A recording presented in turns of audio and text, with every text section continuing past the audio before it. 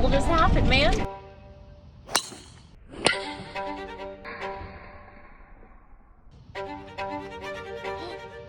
That club went flying.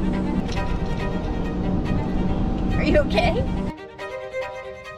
You said what?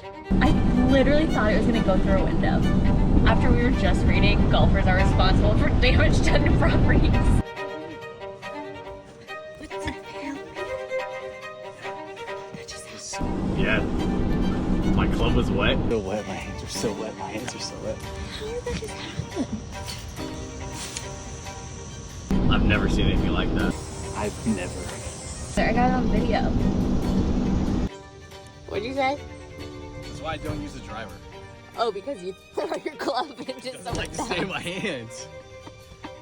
Can't trust that guy. The guy, he's unpredictable. That's